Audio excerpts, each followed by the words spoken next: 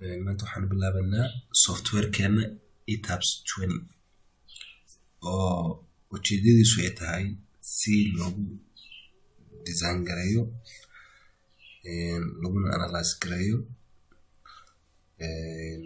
laguna sameeyo modeling. Marka wuxuu u fiican yahay for building u fiican yahay. Marka kusoo dhawaada softwarekeena insha Allah waxaan noqon doonaa kuwaan so serious ah oo taxana ah aan u dhigno haduu la yiraahdo. Marka la soo wanaagsan softwarekeena shaashadu noo saaran yahay sida ka muuqata halkaas.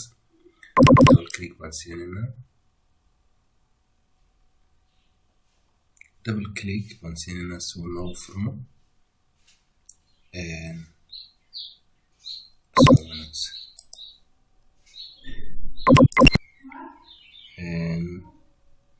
sida idin muuqato softwarekeena halkaas wuu gareysmayaa si goobta aan ku shaqeynayo oo noqoto goob qurux badan oo nadiif ah. Waxaa laga maarmaanaya in waxaan folderadan dhan aan iska qaadno, right click baad dhihi. Marka antig baan sameynayna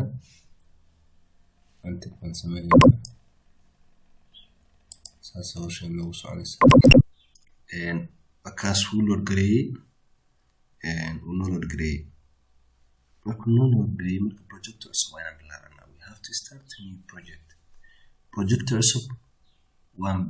in aan bilaabanaa. Si aan u bilaabanaa 3 qaab ayaan projectiga aan u bilaaban karnaa sida inta caamka la yaqaan 3 qaab waan tusiyaa. First file battery kaas tagi, then new model ayaad dhihi kartaa waa choice ama control plus n sida xaga ka muuqato. Haddii kale maxaad sameyn halkaas ayaan control plus n new model. Halkan waxaa ku qoran new model version 20 automatically ayuu soo dhigaa. Marka inuu waxaa naga khuseeya hadda waa qaybtaas. Then halkaas si fudud halkaas aad kadib ku sameyn new model kaas ku fansa.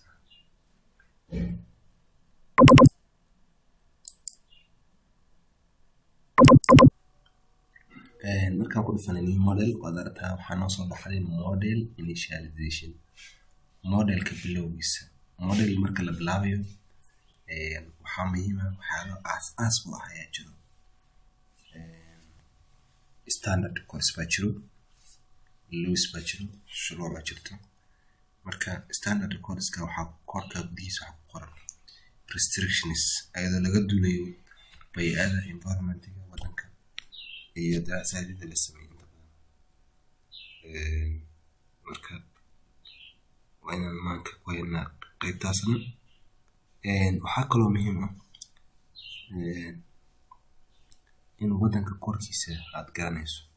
Wadanka korkiisa haddaad garanaynin waxaa jiro relevant course koorad wax yar oo ay ku kala duwan yihiin oo markii hadhow aad input ka sameynayso aad wax yar modification sameyn wax yar aad ka bedeli.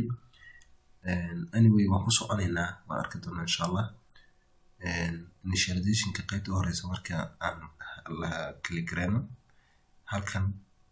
wax lama soo bixin inactive way matrix ay Europe waa euro naba ku qoran sax aan ka dhigin karnaa. Laakiin waxaa macquul ah hadda sida uu ku fadhiyo ku saxsan yahay noogu saxsan yahay ujeedkeenu waafaqaya. Laakiin waxaa muhiim ah inaad ogaato markasta oo furtay inaad iska eegto. Marka we have to modify waana eegna sida saxda ah u sameeyno. Then kan electrickiisa waa inactive way. Marka waxaa muhiim ah inaad ku socono qaybta saddexaad waxaa isbedelkii maadasta. Marka qaybta saddexaad active ay ka dhigto waxay ka dhigantahay you have choice. Kuwa hore default iyo from model file waa default for the software default jiro. Inta badan wadamada soo saaro ayaa default gareysto. haddii model aad samayso horena defaultiga modelkaadi hore ku dhigaya. haddii aad access rabto inaad samayso new access for new model, you'll just choose this one. صح. okay, display midkaas aad iman metric is ay baad dooran noo dooran yahay metric is region for default materials Europe akhriyan still section database euro ayaad ka dhigan uu noo yahay still design code euro core baad ka dhiganaysaa inna uu noo yahay maadaama kuwan soo bedelnay kan inaan wax ku bedelo muhiim ah euro core kaas aan ujeedadana waxaa inaan dooran euro core kana kaaranta euro code dawaan dhamaystirnay marka waa inaad si fiican u sheekaraysaa euro then you will see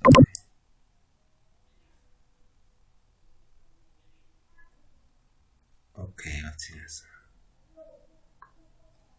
okay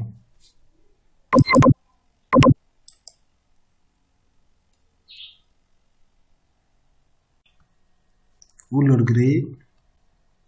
marka new model quick template marka waxaa loo baahan yahay modelkeena inaan shaqadiisa ka bilowno. modelkeena labada horeysan shaqadiisa ka bilaabana maxaa ka grid dimension plane oo modelka aad sameynayso in terms of plane u dhig xy terms of xy. halkana story dimension waxay naga caawinaysaa z bay naga caawinaysaa haddaan si kale u dhigno z bay naga caawinaysaa inta story uu sare u kacaya imisa fawq baa istuu fuulayso fawq labadii fawq maxaa u dhaxaynaysa labadiiba dhererkooda muxuu yahay qaybtaas aniga caawinaysaa number of grid lines in x direction baad gelinaysaa halkaa inaan gelino informationkan in la geliyo waxay u baahan tahay inaad ka shaqeynayso project ama mashruuc aad ka shaqeynayso. okay marka waxaa jira project g+2 ah halkan ku diyaariyey waa ka datadiisii sida idin muuqato waa ka g+2 residential building first floor datagiis waa ka okay grid data first floor okay one roofkii iyo second floorkii waxa dhan waa isku mid marka waa uniform waa isku wada mid marka x kii 1 2 3 4 1 2 3 4 dhinacan waa x dhinacana waa y marka x imisa grid baa jiro 1 2 3 4 y-na 1 2 3 4 marka maxaa u dhaxeeya labadan aan description kala raadiyo description center of each column is 5 marka labadan column 5 labadan column 5 marka waxay kala tahay spacing in x direction waa 5 spacing in y direction waa 5 marka aan ku noqono softwarekeeni halka 4.7 noogu taalo spacing in x waa 5 kana waa 5 number of story projectigan g+2 waa siriyood ka dhigaysaa sababtoo siriyaan uga dhigno waxaa weeye laba kore iyo xabad hoose weeye marka waxaad sameynaysaa kaas siri okay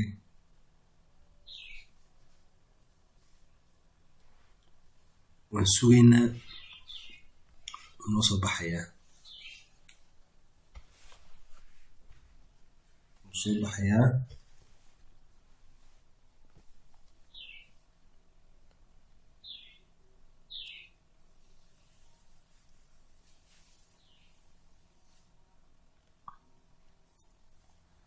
okay it's loading.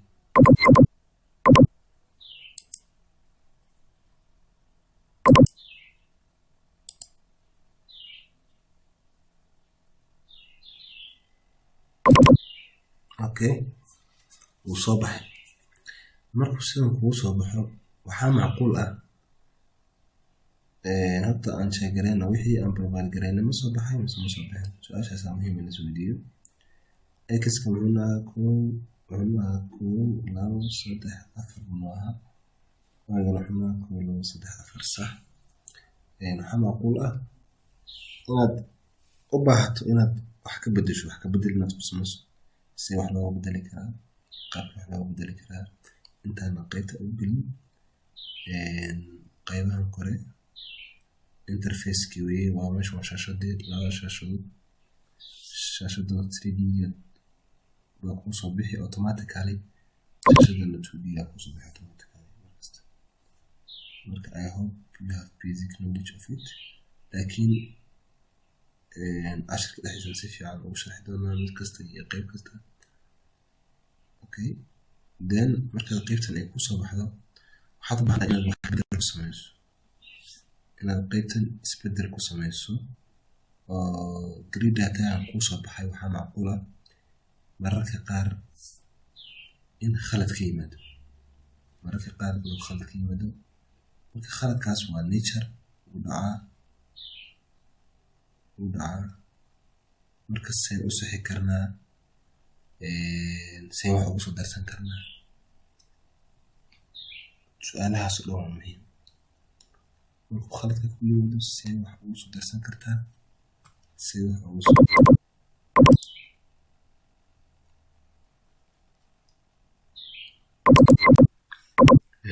sidaan kale u sheegna marka waa inaan edit haddaan u baahano waxaan samayn karnaa right click-gaas ku dhufan add or modify baadii add or modify marka halkaas story data-ga inaan wax ka bedelo noqdo u baahan tahay you can modify baadii kartaa story data laftirkeeda okay waa kan halkaa waad ku dhufanaysaa right click baad haysaa add story baadii kartaa even existing data you see you can see story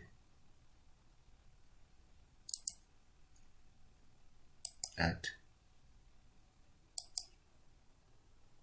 you can just add it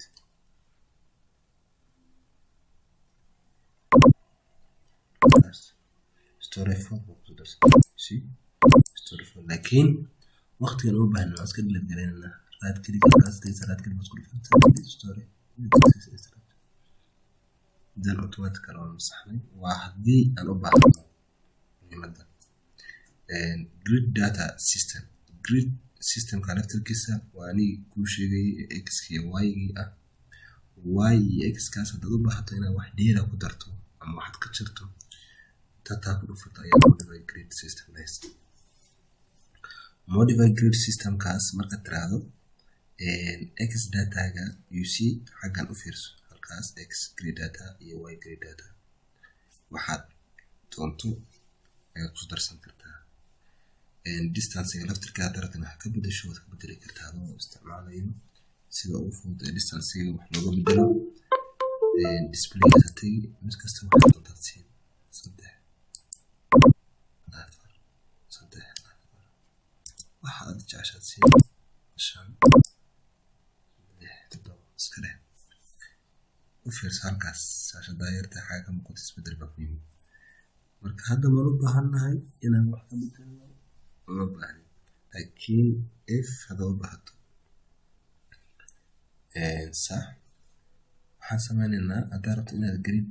data wax extra ku darso aad baad dhahaysaa waka e marka hore maxay kugu joogtay d ayay nagu joogtay laakiin hadda maxaa loogu darsamay e maan u baahannahay projectgan maan u baahannahay laakiin haddaad u baahato saasaa ugu darsanaysaa sideeda kusoo ceshay mataan 5-5-keedi tanna sidaas leeg tan maxay tahay marka tan hoosta general grids waxyaalo waxaa jira general grids ah oo tusaale ahaan ku xaggaa maray oo kale iyo ku xaggan maray oo kale iyo ku xaggan maray oo kale marka laftirkiisa waa muhiim waan arki doonaa saasaa datada loogu bedeshaa hadoo baahato okay